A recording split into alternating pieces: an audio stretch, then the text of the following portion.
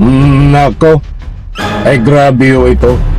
Biglang kumalat, iskandal ni Sara Sayad Lustay Duterte at ang kanyang abogado. Nakakahiya ho ito. Alright, welcome back to my YouTube channel. I'm Andy's Vlog. Grabe ho. Mga mahal kong taga-subaybay, mainit. At painit ng painit. Yan ang galing ho dito ni Sara Sayad sa ibabahagi ko po sa inyo. Magaling ho dito sa iskandal na ito. Talagang pasintabi ho sa mga batang manonood. Ay kita nyo ho, mga mahal kong taga-subaybay kapit. Huwag po kayong alis dahil ho dito sa ibabahagi ko po sa inyo ay ilang oras pa lang ang nakakaraan. Bigla hong lumabas, marami na ang nakapanood nitong kinumpirma na iskandal ni Sara Sayad Lustay kasama ang kanyang abogado. Kaya naman pala, ano ang nangyari? Abogada versus abogado. Itong matinding iskandal ho na ibabahagi ko po sa inyo. Pagkatapos nyo pong mapanood ang video na ito, inaanyayahan ko po kayo magbigay ng anumang public opinion. Di sa comment section, karapatan nyo po yan kung ano ang masasabi nyo dito. Siyempre, para maganda ang pagbibigay ng inyong public opinion, ipanoorin po muna natin para lubos nyo pong maunawaan. Nako, ay matindi ho ito.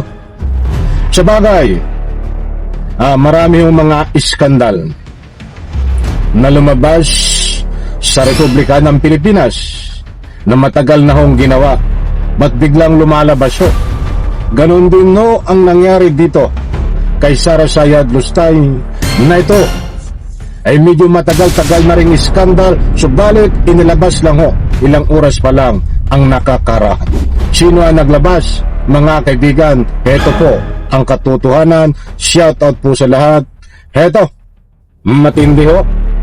Talagang bilyonaryo na magnanakaw ng pera ng taong bayan. Mayroong iskandal, kumalat na, marami ang nakapanood na. Nakakaya ho ito. Halos buong mundo nakapanood na rin ho dito mga kaibigan. Heto po ang katibayan. Panoorin po natin at pakinggan. Shoutout po sa lahat. Kung totoo po ang mga gusto ng Vice Presidente ng Black Path, kayo po nagsasabi na ang proper forum dito ay Senado.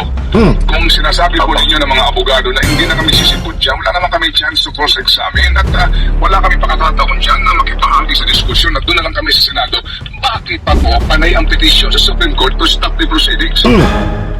At kasi nakita naman natin talaga bilang mga abogado, we have to protect the rights of the client. At pagkita natin, na may mga labas sa aming pananaw. We have to remember, we're advocates. Sa aming pananaw, may paglabas.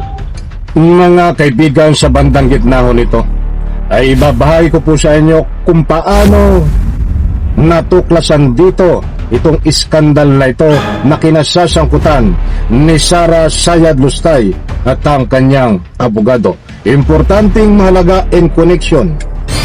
Panoorin po muna natin ito, pakinggan ang unang porsyon na ibabahagi ko po sa inyo. Ito. The Constitution, whatever jurisdiction is listed upon them sa Constitution, trabaho rin naman po namin na tumulong sa Supreme Court. Hindi lang para sa Vice President, but for all impeachable officers, kung pwede pa itong ginagawa nila. Ngayon, as I said, hindi naman din natin alam kung ano magiging desisyon ng Supreme Court.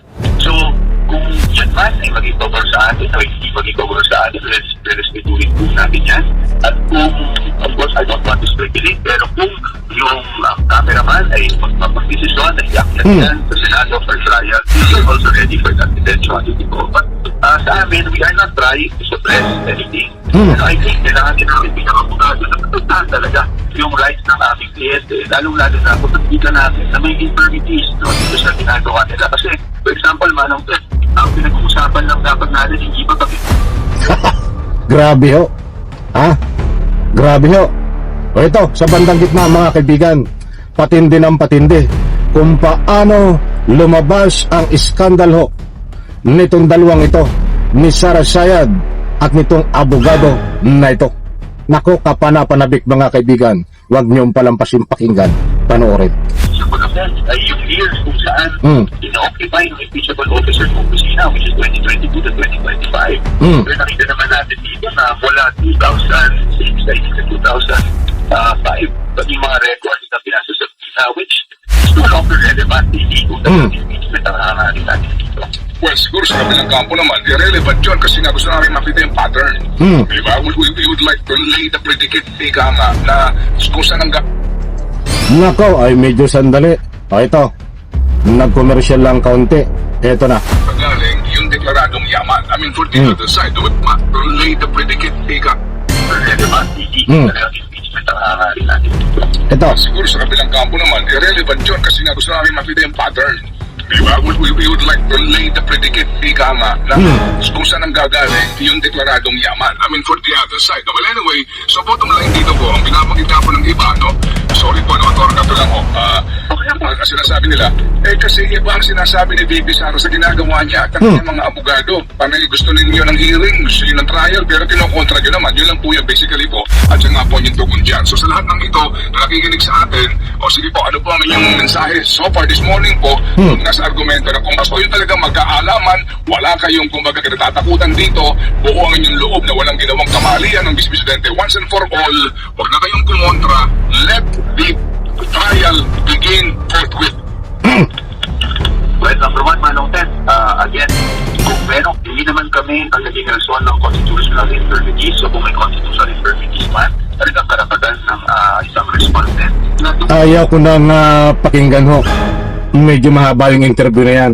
Iyan po siyang abogado ni Sara Sayad Lustay na grabe ang kanyang paglilang kasangkot itong si Sara Sayad Lustay Duterte. Sandali lang ho, babasa muna tayo bago natin dakuan, ipaliwanag itong iskandal ng dalawang ito.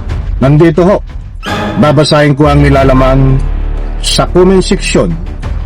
Eto, grabe ang dalawa na yan, magkasangkot itong abogado ni Sara Sayad Lustay Duterte na sa daming iskandal nilang kinasasangkutan ay gusto pang maliin ang gobyerno at ang humahawak ng impeachment. Eto pa, ang dami nagbibigay ho ng anumang public opinion, binabasa ko lang ho.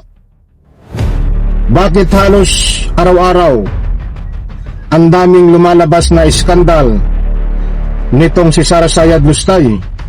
Yung iba ay nung mayor pa siya, nauungkat ngayon.